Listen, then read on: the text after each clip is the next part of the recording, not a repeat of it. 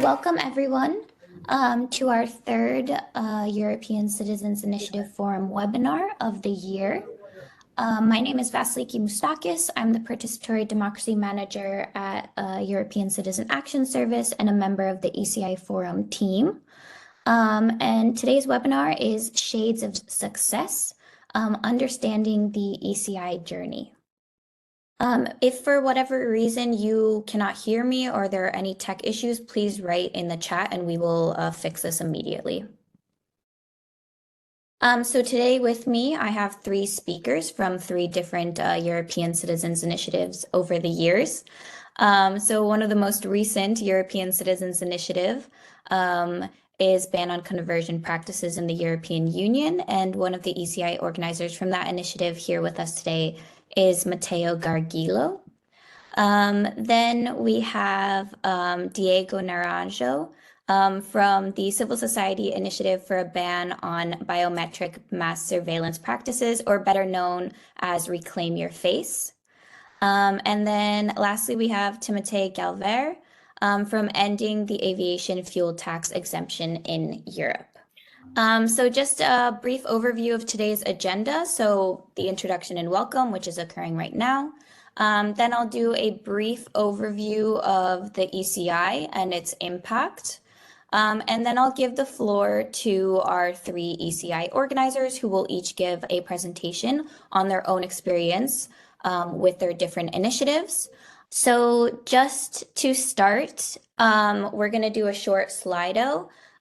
So please respond to this Slido saying, do you know what the European Citizens Initiative is?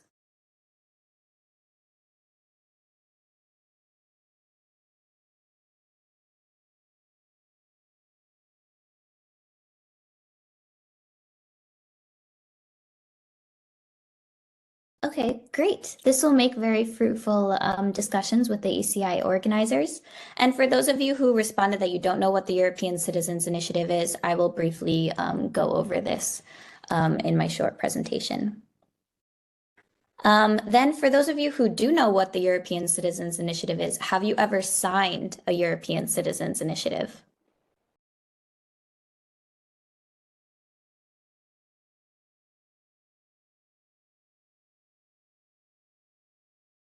Okay, great. It'll be interesting to see the data later to see who said yes to knowing what a citizens initiative is and who did not sign a European Citizens Initiative. And then for those who said that they did sign a European Citizens Initiative, which European Citizens Initiative have you signed? And this is a word cloud, so it will just pop up on the screen once you type it.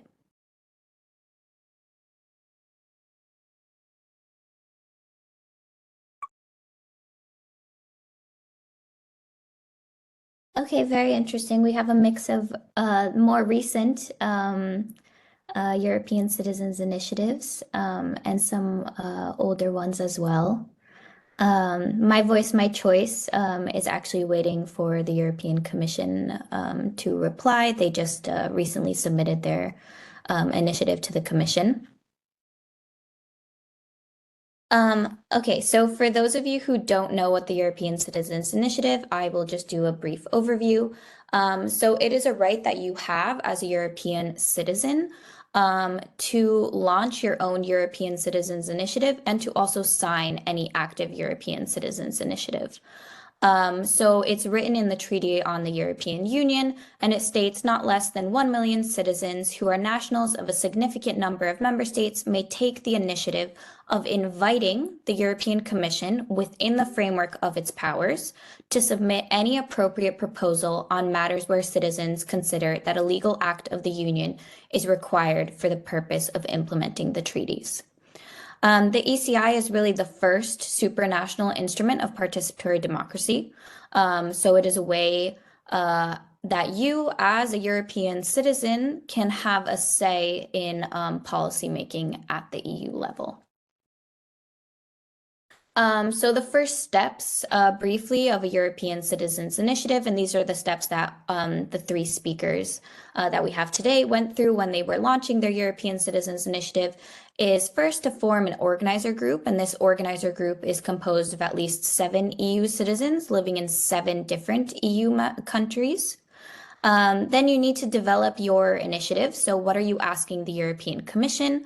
And you need to ensure it is under the competencies of the European Union. And this is where the European Citizens Initiative Forum can help you.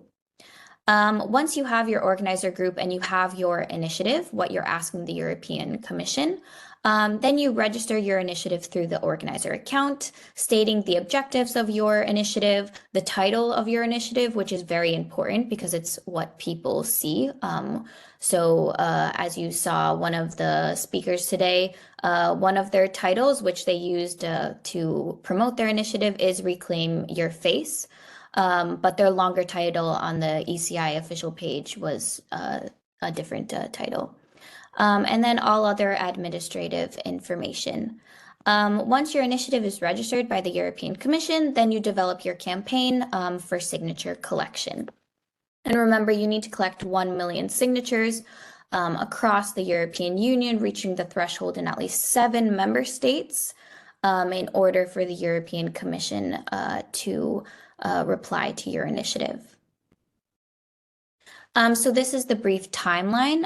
So preparation, of course, is unlimited. Then there is the registration. Under the new regulation, you have the option to amend your initiative if for whatever reason your initiative does not fall under the competencies of the European Commission. Then the Commission offers you 2 months to rework your initiative and resubmit it. Once your initiative is registered, then you move on to the collection phase. So from the registration date, you have 6 months to decide when you want to start your signature collection. The signature collection is 12 months, so it's 1 year across the EU, remembering that you need to reach the threshold in at least 7 member states. Once the signature collection period ends and you've collected those 1 million signatures, you need to submit your signatures for verification to the relevant member state authorities. And this can take up to 3 months. Once you receive the verification and you have verified that you have collected 1 million signatures in those 7 different member states reaching the threshold, you then submit your initiative to the European Commission, and the European Commission examines your initiative and has 6 months to officially reply to your initiative. This is the threshold map. So as stated, when you're launching a European Citizens Initiative, one of the goals is to collect those 1 million signatures, and including the minimum number in at least 7 different member states. A little bit on the statistics of the European Citizens Initiative. So as of today, there have been 121 registered initiatives, 11 answered initiatives, answered meaning that they have collected 1 million signatures, they submitted their initiative to the European Commission, and the European Commission has responded back. 2 are currently in collection closed. 3 have verification ongoing, so they have completed their signature collection and they're verifying their signatures with the relevant member state authorities, and 1 valid initiative. Valid meaning that they have verified their signatures and they have submitted their initiative to the European Commission, and they're waiting for the European Commission to respond. Currently, there are 5 European Citizens Initiatives that are collecting signatures online and in person. So if you're interested in any of these initiatives, I really urge you to go on the ECI website and check out these different initiatives and sign one that you may be interested. And just looking at this list, you can see that the topics of the European Citizens Initiatives are very different. And they're really focused on what different citizens deem important and think that the European Commission should pay attention to. Some updates on the ECI. So as I mentioned in the beginning when we did the Slido, and many people stated that they had signed the My Voice, My Choice. So My Voice, My Choice for safe and accessible abortion has collected over 1.1 million verified signatures. And the organizers submitted their initiative to the commission on the 1st of September. And the commission has until the 2nd of March to respond. Then one of the speakers is from this initiative as well, ban on conversion practices in the European Union. So they've collected over 1.2 million verified signatures, and they have gone through the verification process. And now the organizers are preparing to submit their initiative to the European Commission. And then there's one more European Citizens Initiative that is in this verification phase.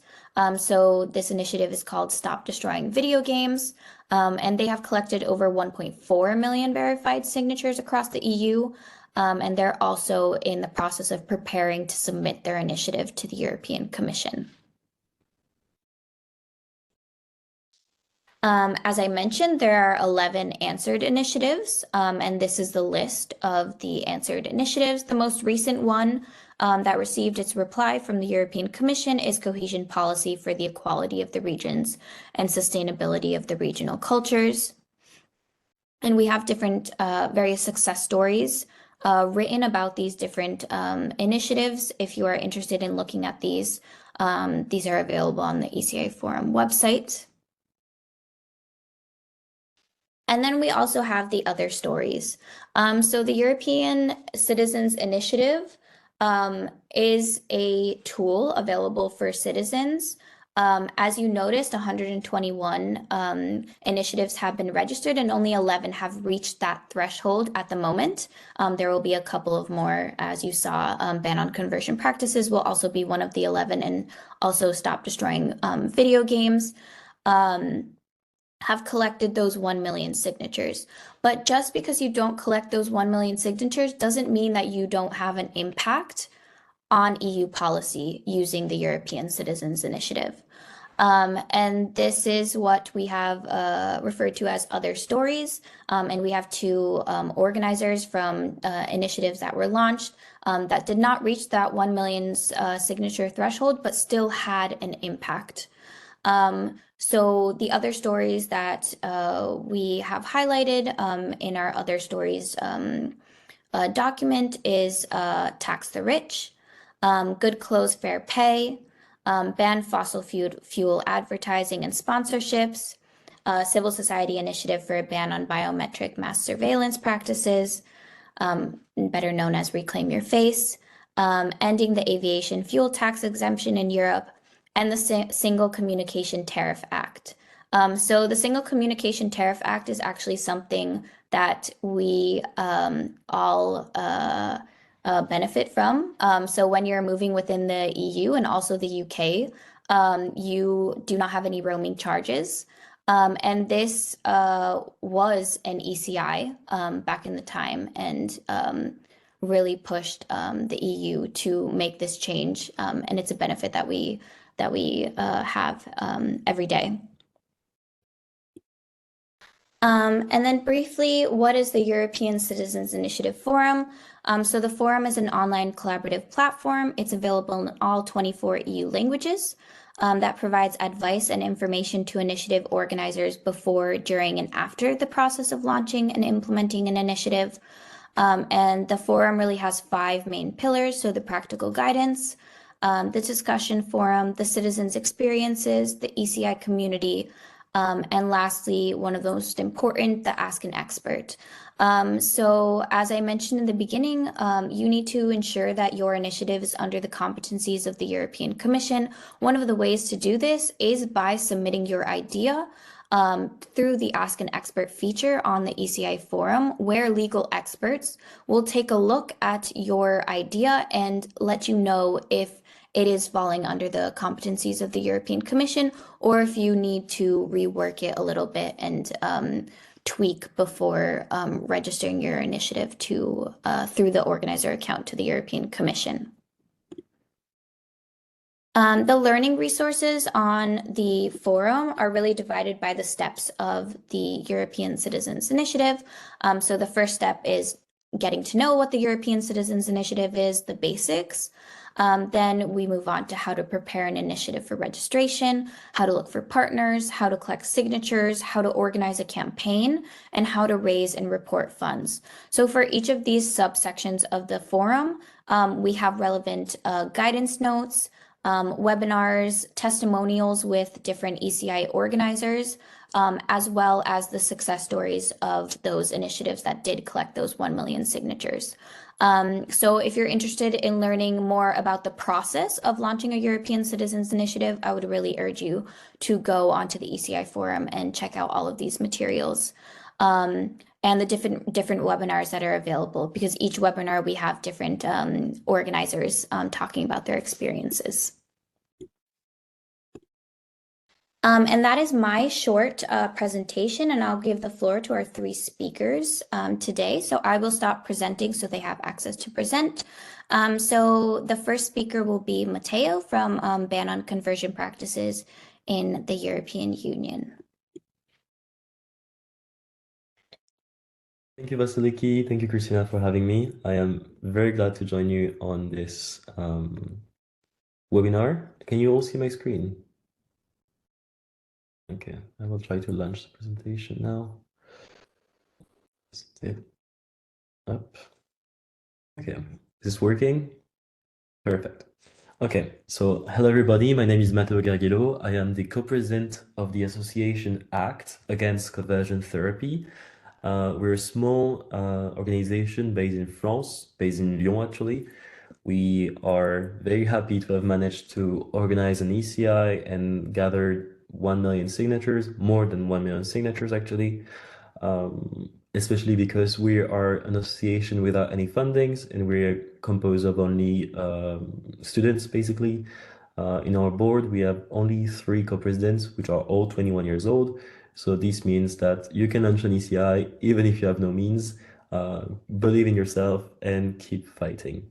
So throughout this presentation, I would like to, at first I wanted to present what an ECI is, but Vasiliki just did it and she did it way better than me probably. So I'm very happy that she's done it. So we're gonna go over the origins of the ECI, why we launched an ECI calling on a ban on conversion therapy in the EU. Then we will talk about the campaign itself. And I will just briefly explain what are the next steps for our initiative. Just first and foremost, I am not a teacher. I don't enjoy to speak for 10 minutes all by myself. So please, if there's something you don't understand, any remarks, question, write it in a chat that I cannot see right now because my screen is full. And if something pops up, can you please tell me and I answer? Great.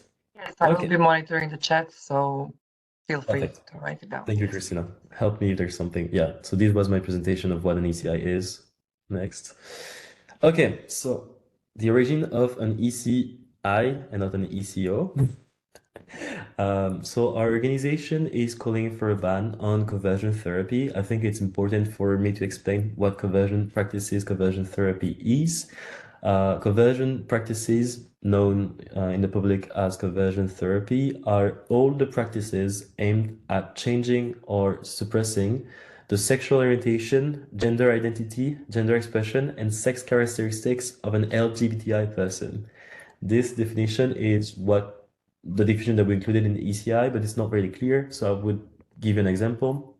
For instance, I'm a gay person, a gay citizen of the EU, and the conversion practices will be all the practices aimed at making me either less gay or heterosexuals.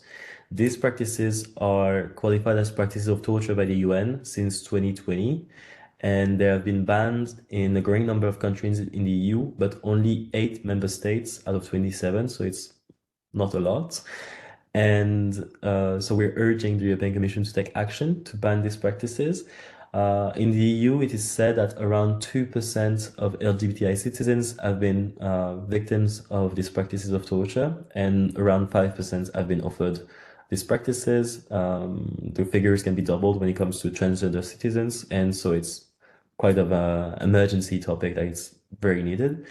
The question is, why did we launch an ECI? Basically, I am French, as I mentioned before, and in France, as you can see here, 5 years ago, conversion therapy broke up in the public space. Everybody started talking about conversion practices and what they were, the victims in France, and it was a huge scandal because no one was expecting that in France in 2020, people were still undergoing conversion therapy.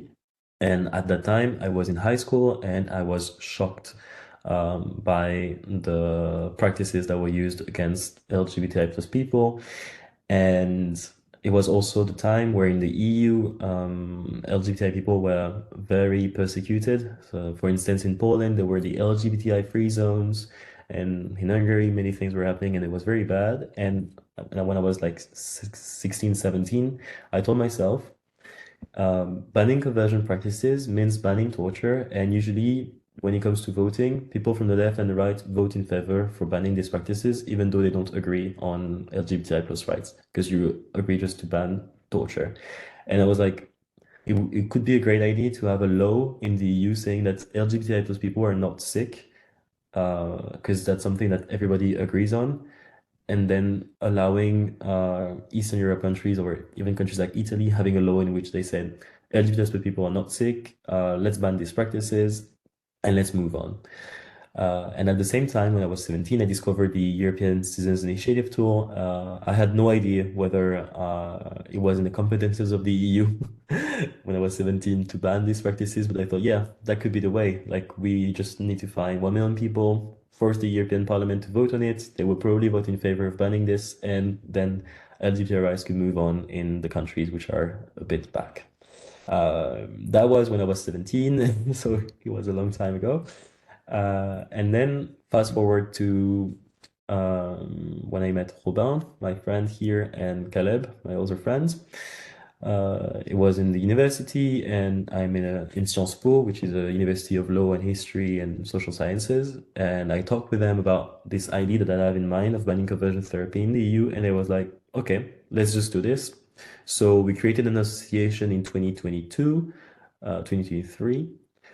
So we had a legal basis for the ECI. Then we started sending emails to all the LGBTI and human rights association in the EU, like everybody. We sent over like 500 emails trying to find people who would be interested in campaigning with us to make sure that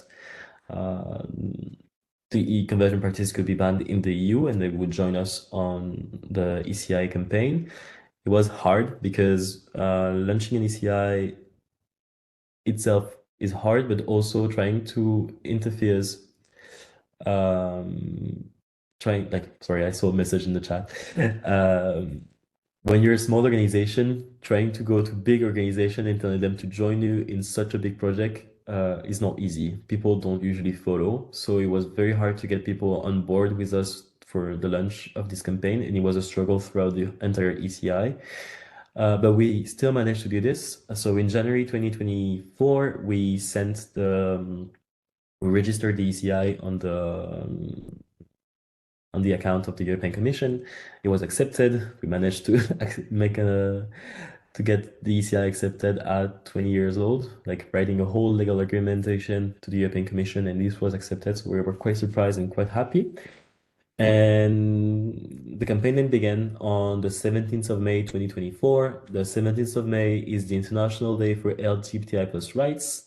As I mentioned earlier, our association has no foundings, so we only use social media to do the campaign signatures, for signatures. We mainly use Instagram, and as you can see, on the 17th of May 2024, we had 2,000 likes, which is something, of course, but it's not huge. And we had partnerships with organizations from, I think, 17 countries in the EU. But in the end, once we launched the campaign, many organizations dropped us and didn't even post one post calling for the citizens to sign. So it was quite a bit of a struggle. On the first day of the ECI, we gathered 10,000 signatures. So it's like a good start. But signatures started slowing down and slowing down.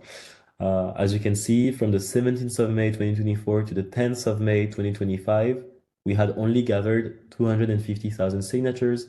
just 7 days before the campaign ends, because as Vasiliki explained, we have 1 year to gather these 1 million signatures. So at the time, on the 10th of May 2025, we were quite stressed about the fact that we would fail. We were actually convinced that we would fail because it would be impossible to gather so many signatures in just a few days. But we still managed to gather the million signatures on the 16th of May 2025, and I will explain why, because I think that's one of the reasons why you're interested in this webinar is how do organizers manage to get all these signatures. And since we had no fundings, the thing that we did is what we were going to all the influencers, all the public figures, and asking them to share on the social media, mainly on Instagram stories, the link for people to sign. This took us to 250,000 signatures on the 10th of May, and we were struggling so much because we would like text hundreds and hundreds of people, and very few people would either take us in consideration or even reply, but some did. And just 1 week before the end of the campaign, we managed to get the support of the very famous Belgian singer Angèle, which you might not know, I don't know. She has like 5 million followers on Instagram, and once she started sharing it, it went boom and everybody started sharing it, and it was insane. We would get like tens of thousands of signatures every hours, and we managed to gather 1 million signatures in just 6 days. In the end, the campaign ended with 1,250,000 signatures, meaning that our ECI is valid and it's now going to the European Commission. Yeah, so basically our main way of campaigning was collab posts with big influential accounts like Le Point LGBT that you can see here, and influencers and political figures. So now, I don't know what time I have left, but I will now go to the next steps of the ECI. So as I mentioned, we launched the campaign on the 17th of May, it ended on the 17th of May 2025. The signatures have already been verified. They were being verified from the 1st of June to the 1st of September. We have officially gathered over 1 million signatures, so our ECI is valid. We will submit the signatures, the ECI, to the European Commission on the 17th of November 2025. We will have the meeting with the European Commissioner Adel Habib, the Commissioner in charge of equality, on the 12th of December 2025. We will have a hearing before the European Parliament, which is quite scary, before the 17th of February 2026. This hearing will be organized by the Petty Committee in collaboration with Libe, and member of the European Parliament of Libe. All of them are not really in favor of our proposal, so it's a bit scary. Because they're gonna probably attack us, but that's another topic. And we expect the official reply from the European Commission around the 17th of May 2026. If the reply from the European Commission is not satisfactory to us, meaning that the European Commission refused to propose a legal binding ban on conversion practices in the EU, we will probably bring this case to the European Court of Justice, to the Court of Justice of the European Union. I don't know why I wrote this. So we'll see how this goes. And I think that's pretty much it for my presentation. Thank you for your attention. And this was me and Caleb, my friend, at Brussels Pride, where we celebrated the day after we got the 1 million signatures and the day we knew that the European Commission would be legally bound to study our proposal for a concrete ban on conversion practices. I think that's pretty much it. Thank you so much for your attention. Thank you, Matteo, and thank you for going over what happens after you collect those 1 million signatures, because as you saw in the timeline, it's a really long process and it doesn't end in just the signature collection and the verifying and submitting to the European Commission. Then you really have to start almost in a way lobbying for your initiative. And this is where you really get into the EU policy making. As Matteo said, he has to go to the European Commission. He's meeting with the commissioner, then he'll have a hearing with the European Parliament. So it's a lot of preparation and it's a lot of resources that are needed to complete this. And we're looking forward to seeing all of this. Just on one comment, yes, Stop Cruelty, Stop Slaughter, European Citizens Initiative. It recently ended signature collection in September. The updates on the initiatives that I gave were initiatives that were in already the verification phase. So Stop Cruelty, Stop Slaughter has collected those 1 million signatures across the 7, reaching the threshold in 7 member states. They will go into the verification phase. So they're not in the verification phase yet, but once they go through the verification phase and those signatures are verified, it will be one more European Citizens Initiative that has collected over 1 million signatures. So just that brief reply to the comment in the chat. Then I'll move on to Diego, who will give us his experience with Reclaim Your Face. Thank you, Vasiliki, and thank you, Matteo, for the great presentation and the fantastic ECI. It was impressive to see how you increased that number so quickly in a week. So very impressive. Let me start with a brief intro on the issue of facial recognition, even though it is not the point of the presentation. This is Edward Snowden. You probably know him. He was a whistleblower for the National Security Agency. And he said the greatest danger still lies ahead with the refinement of artificial intelligence and capabilities such as facial and pattern recognition. And this was back in 2020. And back then, the general tone of the media, Western media, regarding the use of facial recognition, especially the news were referring to the use of a social score system in China or any other countries that we don't like. And then it was quite alarming. Everything was about, oh, this is surveillance society, we don't like it, and so on.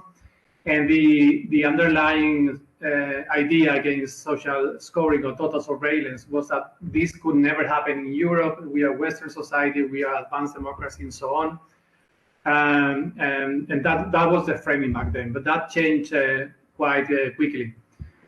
When we started researching on the use of facial recognition in Europe, we found out, we were surprised, in fact, that we see that at least 15, so 1 of 5 European countries had deployed in different phases, whether they were trialing or they were in the full deployment phase, facial recognition system or other biometric technologies, and that were used to remotely identify people. Basically, these are CCTV cameras, so cameras are already on the street, and we install specific software that would recognize either the faces of people, say you are this person working in this place, or even the other system. There are systems that can recognize how you walk. They can recognize. They can even see by the manner of speaking. There are many software. The main one is to recognize your face, facial recognition. So we knew we had to do something. It was more alarming than we even thought. And we thought how to do it. And when we decided to do something, well, we took first a look at the policy timeline. So how EU legislation is made. When before any legislation is proposed, so there's a public debate. There are options that start to be put on the table about what needs to be done. There's a new legislation on my environment, on mobility, or my work that was around digital technologies. There's something that, and there's a lot of work of advocacy, as Matteo has been doing with this initiative or many others here. And you can write op-eds, you can do a lot of work. And in our case, well, we decided to do an ECI. We did the articles, we did the statement with experts, and we decided to do the ECI. It was the first time we did one. And so far they haven't tried to do. I left European Data Rights a year ago, but I don't think they plan to do one in the short term, and I will explain why. We knew that the only successful ones that, some of the successful ones that have been done online were have used targeted advertising, which we didn't want to use as a privacy and data protection organization.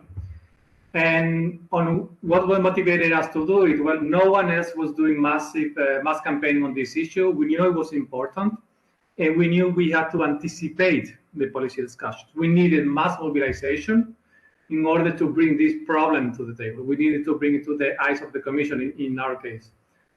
We wanted to gather enough signatures for the Commission to act. Of course, we thought, we had the 1 million goal, of course, but internally, we said, okay, that's a very difficult goal. We know, we saw now how Matteo and their colleagues struggle to find all the signatures.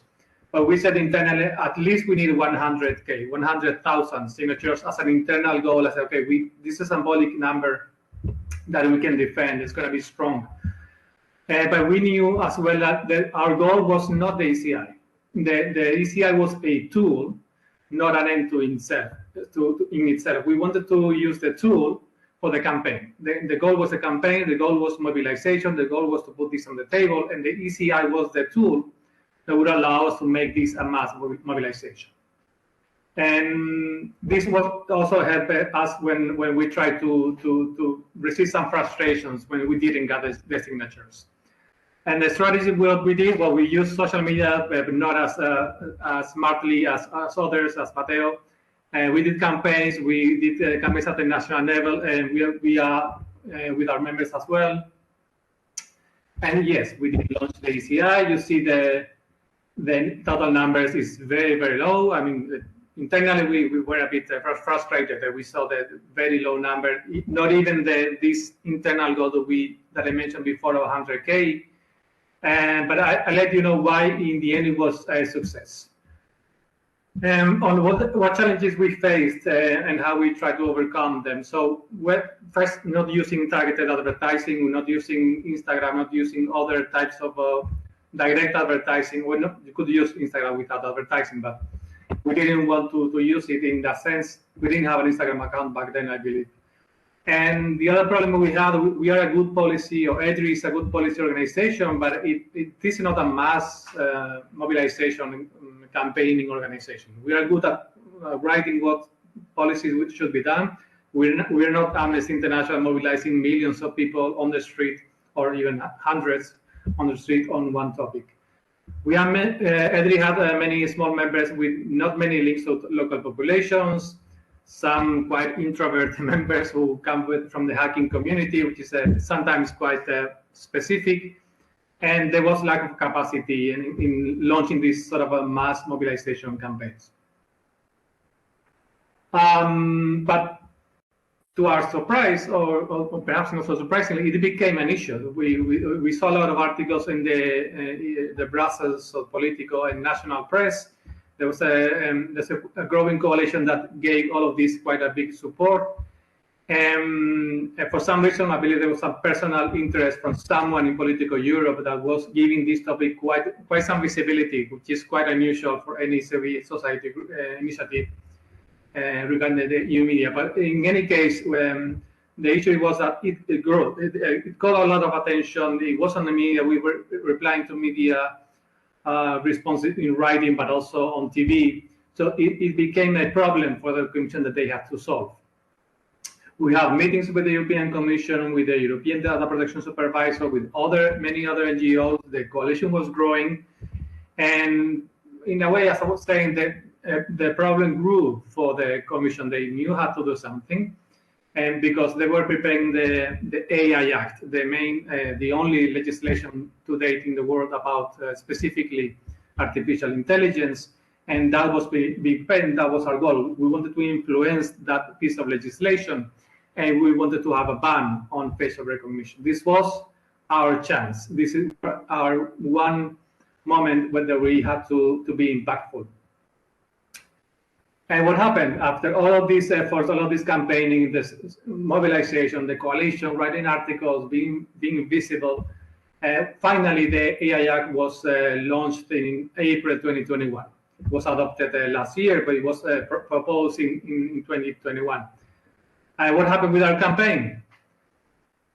Well, it was a victory, sort of, in a way. This is from the official launch of the AI Act, and you can see from number 5 to 8 the number of uses of facial recognition and other type of biometric categorization that are forbidden. There are many loopholes. There are some exceptions for national security. There are many things we don't like from the initial proposal, even from what was adopted in the end last year. But it was a victory. So before the legislation was even proposed, we had impacted the legislation. The proposal from the Commission already had our main goal, which is the ban on facial recognition. not with all of our words, not everything we wanted, but it was a huge success already. So again, yeah, only 78,000 signatures, but we have a change in legislation already from the proposal from the Commission. That was a huge success. We need to see what happens with the implementation. Once the legislation is adopted, as you know, it needs to go to the member states and the regions. And now it's the moment to see what happens with this. Now there are some initiatives from the Commission to deregulate everything, so we'll see what happens in the end. But the fight hasn't stopped. Even if we succeeded to a great extent with our campaign, we need to fight now at the national level and the European level with all the facial recognition that keep deploying, that are being used more and more. And so we will keep fighting. But in any case, yeah, just sharing my example of something that worked. Thank you so much, Diego, for your experience with Reclaim Your Face. And it will be interesting to see how the member states implement this down the line. This is also part of the EU policy making, right? It doesn't stop at the EU level. Then it starts, you have to start monitoring at the member state and region level as well. So lastly, I'll give the floor to Timothée. From ending the aviation fuel tax exemption in Europe. Hello everyone, thank you so much for being here. Can you hear me? Yes, I believe. Okay everyone, so can you see my screen? Yes. Perfect. Yes. Okay, so to me, the ECI Adventure started at the end of 2018. As you might remember, there was a big social movement in France called the Yellow Vests, and one of their main policy asks was to tax aviation fuels, because the social revolt kind of started from the fact that the government decided to reduce taxes on the rich, and to compensate in the national budget, they had to raise taxes on car fuels. Obviously, there's a lot of people who are super dependent on their cars and therefore don't have any alternatives to driving to other villages, to other cities. So it was very unfair, I thought, that aviation fuels is not taxed. And back then, the French government was saying, yeah, but we cannot do anything at the national level in France because it would be bad for the competitiveness of French airports, of French airline companies. So they said, we'll see at the European level. But back then, at the end of 2018, there was no talk at all in Brussels at the EU level to finally make sure that airlines pay a little more for their pollution. You all know that train tickets are much more expensive than planes. And when you start understanding why, you really see that it's a massive problem. It's a massive problem because aviation emissions keep going up by about 5% every year, because there's always more people who want to travel further, but because planes are so incentivized because of our tax policy, then it's really a big issue that leads to more emissions. And that leads to people not taking the train because it's way more expensive and less subsidized. So, for example, you can see in my presentation that every passenger leaving or landing from the Antwerp airport is subsidized by 60 euros from the Belgian and regional Flemish government. So you can really see that there's a huge problem with the way we subsidize aviation. They don't pay fuel taxes. We as passengers, we don't pay VAT, the common consumption tax. We don't pay VAT on international plane tickets, which you do on train tickets, unfortunately. So anyway, there was a lot of reasons to launch the ECI. And at the time, I was studying. I was a student in European studies, so I was studying the functioning of the EU, and I had heard of the ECI tool, and I was also already a bit of a climate activist, part of local green initiatives in my cities, Sorry, that was I was wrong in the slides, but anyway, we can continue. So the objectives were taxing aviation fuels for flights within the EU, reinvest the revenues in trains, and ultimately the effects would be to make sure people travel more by trains, therefore polluting less, and making sure that our tax policy helps us in the climate crisis. Now let's move on to the challenges. Let's move on to the strategies of support. So how did we do? First of all, we had to build a huge network. So we were just a group of students. It was basically me and a few friends. So we a bit like Matteo. We had to build a huge network of like-minded organizations, NGOs, very grassroots movements, other university green offices, trade unions. There's lots of citizen movements we sometimes don't hear about, like for example, the people who like the NGOs who fight against the noise close to airports. So again, a big network building. That's the very basis. Social media presence. We created our own social media. So unlike Matteo, we were not an NGO. We were not an official association, so we started from scratch, really. We didn't have any social media presence. And that's how we started. So we didn't get officialized as an NGO before launching. Another strategy we used, local campaigners all over Europe. We really try to make sure that in every member state, in every big city, in every region, there's at least one campaigner. I don't know if you've heard of community building. So basically the concept is that from one person, it kind of creates a kind of pyramid, and from one person who knows about the topic, who has a bit of hours during the week, and who can campaign for the ECI, then that person will themselves recruit 10 other people who will get trained on what is an ECI, how to get signatures, how to talk about the topic, how to convince people on the street. And then if these 10 people do that another time to 10 people, well, you understand the kind of pyramid shape of community building. It didn't work. It was very difficult. It really didn't work in our case. But it was still interesting to try to have local campaigners all over Europe. But again, I didn't say that, but very importantly, I think unlike Matteo and Diego, we started the ECI very quickly. So I got the idea in December, and our petition was online in May. So we did basically only 4 months of community building, network building, fundraising. We didn't do. So it was very, very short. Just to give you that of background. So now we move on to the challenges, I believe. Yes. So we had no budget. We did everything very cheap. At the end of the campaign, we had spent around 1,500 euros, which were reimbursed by participating in paid events and donation from our main civil society partner.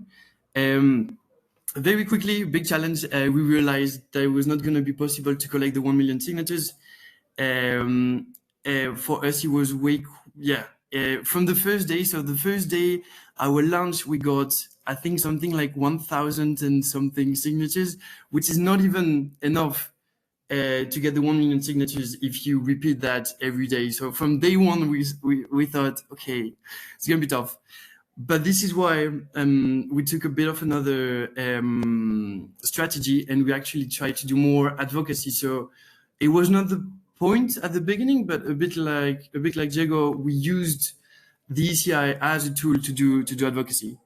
I'll go back to that. Another challenge is that ECAS does an amazing job, but you need to basically to explain two things when you try to convince people. You need to tell them what is an ECI, because 99% of EU citizens don't know what an ECI is, and you need to tell them about your topic. You need to convince them about the reason that it's good to sign your petition. Like Matteo said, some partners were supposed to share the petition and they didn't. For us, unlike Matteo, so for us, it was controversial in a way that, imagine you are an influencer, you're someone rich, you're someone famous. There's no way in hell you're gonna share a petition to make sure that people pay more for their plane tickets. That's not happening. So in our world, in our ECI, we didn't have access to rich, famous people, influencers. So that was a bit more difficult to reach through social media. It was based entirely on civil society organizations, NGOs, mostly climate mobility NGOs. And another challenge, even our university refused to share the ECI because one of their campuses is co-funded by an oil or aviation fuels producer, and they didn't want to share the ECI, despite, so it was a Maastricht university, and they try to be big on EU studies because they have a lot of programs for students to come from all over the Europe and then learn how the EU works. And they didn't accept to share ECI because you can't go against the co-founders of that campus, whatever. What outcomes, I'm gonna go quick. What outcomes did the initiative manage? All right.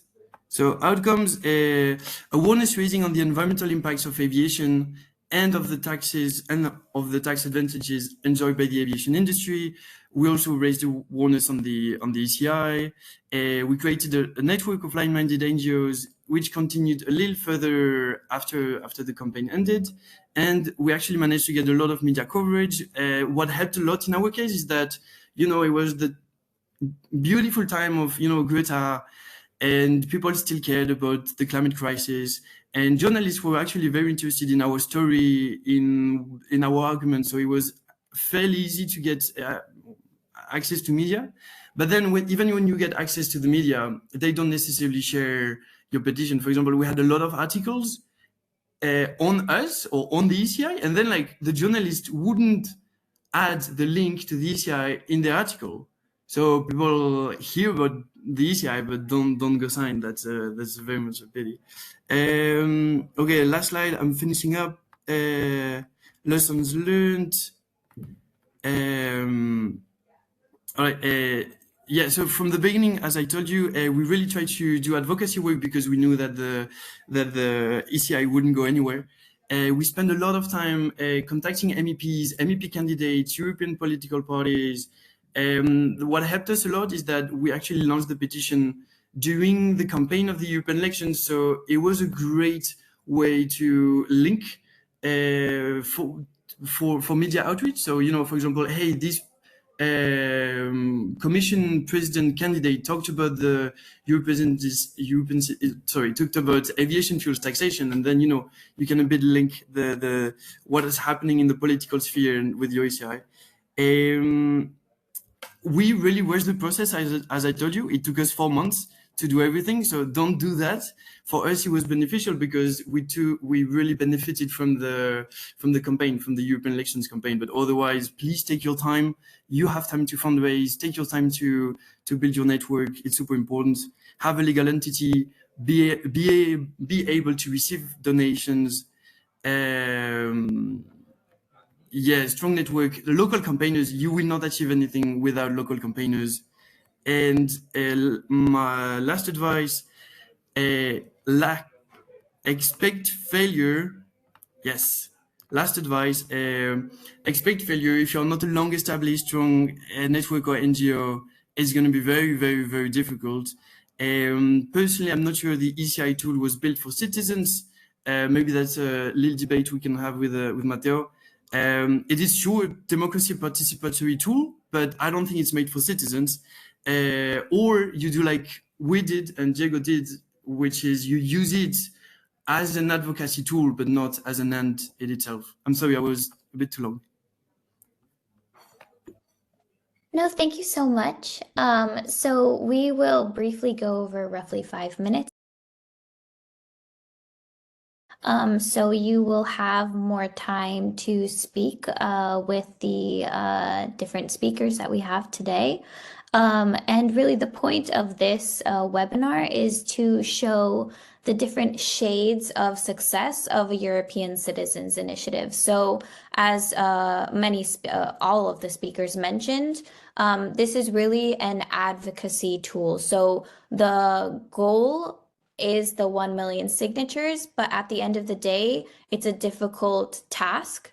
So you can use the ECI to get the attention of other political leaders, be it at the member state level or even at the EU level, because there are various ways to get your topic into the European Union and initiate change. And lastly, as we all live in a democracy is not perfect. This is the first supranational participatory democracy tool. As more people are aware that this is a right that they have as European citizens to launch and to sign initiatives, this tool may grow and change in its impact. The same as with when you're voting for an election, you have an impact by giving your right to vote. So you have an impact by signing initiatives. So I would urge also people who are here to go check out the different initiatives that are available for signature collection at the moment. So if you have any questions, please put them in the chat. If you would also like to speak, just say that you have a question and we will unmute you so you can speak directly with the speakers. I can start. So we have our 3 speakers here and we heard about their experiences. I think this might be an interesting question. Going through the process, you've already gone through the process, you have different experiences. Would you go through the process again? And yes, no, why? Why wouldn't you? Why would you? And whoever would like to start, if you already get this started. I'm not sure. It is a lot of work for a very undefined success. Even though, as I mentioned, I think we did have a success, not in the signatures, but in the impact. It's a lot of work. I think anyone here needs to really think about it. What's our goal? Is this the best way to achieve our goal? Even in the ECI, they ask you that, is this the best way? Well, perhaps your best way is to do something at the national level. Perhaps it's joining a European organization the other way. I think it's a lot of work. You need to be sure that is the right tool and have backup plans. Many of them, most of them are not successful, as we saw already. So you need to first, I think, use it as a tool. That worked for Timothée and for me as well. And think of the plan B. What happens if you don't achieve the 1 million signatures? Matteo? I was giving the floor to Timothée, but I can just reply quickly. So yeah, I think that I would definitely use it again. The question is more time-wise. When would I use it again? Because as I mentioned earlier, we're expecting the reply from the Commission around the 17th of May 2026. If the reply is not satisfactory, we'll have to go into unknown waters, being an appeal to the European Court of Justice, which is scary and time-consuming. But yeah, I would love to do another campaign, another ECI, and this time I will mention Timothée. I would like to do a campaign on climate change, probably. I don't know if it's about plane or anything else, but probably something about climate activism, because I'm a bit tired of LGBT activism, even though everything is linked. Voilà. Thank you. And I will say that what Diego said really also matches my thinking. You really need to think that, again, it's not necessarily an end in itself, and it's, let's say, very likely you don't get the 1 million signatures. So what is your strategy from day one, given these difficulties, and how do you still want to pursue your policy ask despite the challenges? So yeah, I will do it again. But as Diego said, and I think Matteo can agree, it is so much more work than I expected. And also, I think maybe we have the case here because we were the 3 representatives, so the 3 funders. At the end of the day, I was getting a lot of pressure on my shoulders, not necessarily because my partners will tell me, we're not getting enough signatures, but just because you get stressed yourself with the number of signatures that does not go up sufficiently every day. So it is a lot of pressure, but I think, yeah, I will do it again also. Yeah, I will do it again. Great. And we just had a couple of questions. So one of the question was, in general, how can we start contributing to an already existing campaign? So one way is to go on the ECI website and sign the initiative. And then if you want to be more involved in that initiative, on the official ECI page for the initiative, you will see the group of organizers, and next to the representative and the substitute is their email contact. So you can email organizers to express your interest in helping. Timothée? Matteo, you were first raising your hand. So what I was going to say, I think most ECIs have local campaigners. So my recommendation would be don't contact the ECI representative, because his or her email address might be overflowed, but go on the ECI website. So for example, one of my friends has the psychedelic ECI going on, and I know that from his website you can sign up to like becoming a volunteer, and then you get contacted by the local coordinator of your country. So for example, if you're from Portugal and you want to help the psychedelic ECI in Portugal, then you go on the psychedelic website and you tell them that you want to help. And to follow up, I will mention the My Voice, My Choice, because My Voice, My Choice is another ECI fighting for safe and accessible abortion in the EU, and they're always looking for volunteers. Even though the signatures campaign has ended, they're still actively working in European institutions at the national level to campaign for safe and accessible abortion. And one simple way to contact them is just through Instagram, but if you send an email, they will also reply. And yeah, I would encourage you guys to go and join like campaigns. It's cool. Psychedelic Care, My Voice, My Choice. I don't know the other ones, but yeah, it's great. Sorry. And as we've already gone over time, and I don't see any other questions, I just want to thank everyone for joining the webinar today, and thank you so much to our three speakers. As I mentioned in the beginning, this webinar is recorded and will be available on the ECI Forum website with a short summary. And shortly there will be the other stories success story on the ECI Forum. So if you want to learn more about the different initiatives that I mentioned in my presentation that did not reach those 1 million signatures but did have an impact, you can check that out as well. And we will also be contacting you via email to inform you when the other stories is available and when the webinar recording is available as well. So thank you so much to everyone. Please fill out the survey at the end, and we'll see you at the next ECI Forum webinar. Thank you. Thank you very much. Bye, everybody. Thank you.